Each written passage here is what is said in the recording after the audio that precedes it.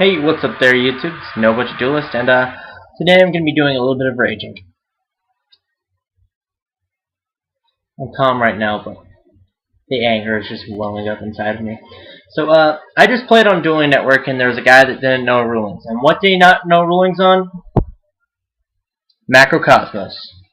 I was playing the macro deck, so, it's not like I'm stupid, I know how the rulings on macro work, hand traps are instantly dead. Anything that sends cards to the graveyard or discards cards to the graveyard are completely unusable. Or some of the effects you can still use, but they resolve without effect because the card doesn't end up in the graveyard. But I digress. Actually, no, that's not even a digression. Imagine that. I'm so mad. I'm thinking that I'm digressing, but I'm not digressing. I am on topic today. But, okay, so, scenario went like this. I have no idea where my Summoner Monk is. Hold on. So, I have all the cards that I played. This is weird. I had all the cards that I had in a deck that I had played at the exact time. So, let me get them all out here. Set that. I set one of those. Except I didn't have the, well, the Needleworm is irrelevant because it wasn't on the field when the whole thing transpired. And, macro on the field. And I have to get my binder. Oop. Here we go. Nope. Went the wrong direction. Went double the wrong direction. And too far. Nope. Nope. Here we go. Discard. Yes, I run this card in macro. Why? Because it's macro mill. You reuse flip effects. It's broken. In some situations. But especially in this deck, because I just mill 5 cards, and then I mill 5 more. And then with protection, I mill 5 more.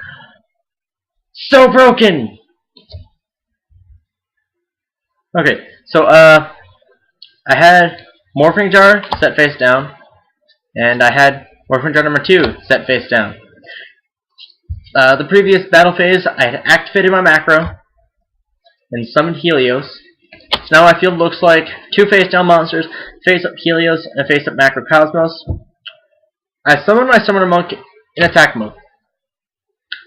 I overlay them and summon Zen Maester. He has Dolka and Gwaiba on board with a dead Phoenix Chain. So, the Phoenix Chain isn't targeting anything, so it's totally dead. Now, I attacked my Zen Maester with both materials on it. I didn't use the effect, and run over his Dolka with 25 attack versus 23 attack. He's like, wait a minute, hold on, reading. I'm going to use Effect Veiler's effect, discard the graveyard. And I'm like,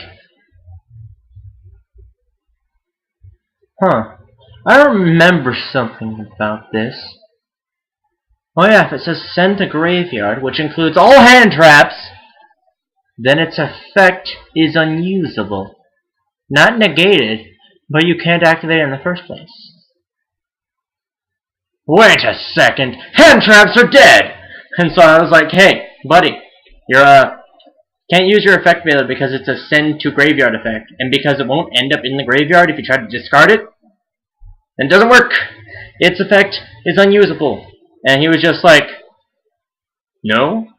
And he was like, no, period. And I was like, hold on, fighting the rulings. And then, within like 15 seconds, I go back into it. So I was just like, I can't find it. Go back into it. You know what? I'm not going to waste my time. And he was like, you know what? I'm not going to waste my time with some scrub that doesn't know rulings. I'm just going to leave. And then he left, and I was like, well, fuck you too. So, I ended up finding the actual ruling, and I sent it to him in a link. And I was like, bitch, please. You can't use Effect Veiler on my Zen Maester. I run over your Dolka. I'm gonna flip over 2 cards that mills everything from your deck, basically. And he was probably gonna end up with, like, I don't know, 5 cards left. If I had a Soul Absorption before that play went off, I would have easily had, I don't know,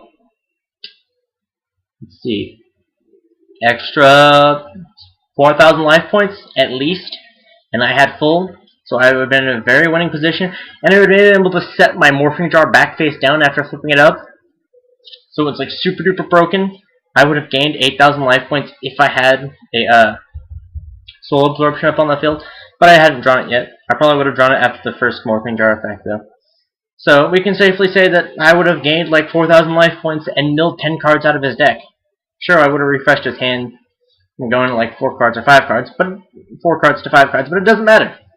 Because I'm still in a winning position at that point. The deck screws people over, and he was probably just really mad that he's playing against a deck that's not tier 1, and he's playing a deck that is tier 1, and I'm winning. So easily, it's not even funny. He probably had a really bad hand, because he wasn't able to summon Rabbit for any reason. So I'm glad about that, but like I already had a bunch of face downs. So if he had Logia, I'd have just been like normal summon, he'd been like negate, and I would have been like flip up Morphing Jar number 2, and it would have gone back to his extra deck. You don't get cards. You don't get to summon monsters for Morphing Jar number 2 going back to the extra deck, mind you. So he would have had no monsters, and I would have been like summon, summon, summon, summon. Face down, of course. And then like ended my turn. And he'd been like, fuck. Because Rabbit has a really hard time dealing with decks that swarm you like nobody's business. And this deck just kind of like throws stuff at you. And you can't negate sets with Logia. That's what's really gonna kill a Rabbit deck. You can't negate setting monsters. So my macro mill decks, all of my plays with my Needleworm, all of my plays with basically everything, they still go off. And so I just set Morphing Jar number 2, he taxed into it, and I'm like, what's up? Say goodbye to your Logia, no negation for you. Sorry. Sorry, bro. Sorry. So yeah. That's I don't know. I guess it's my first rant on my channel. Have fun, folks. Hey, and I don't know if I'm going to be doing more rants in the future. If I do, I'll post it. If I don't, then I won't post it. So, have fun, y'all.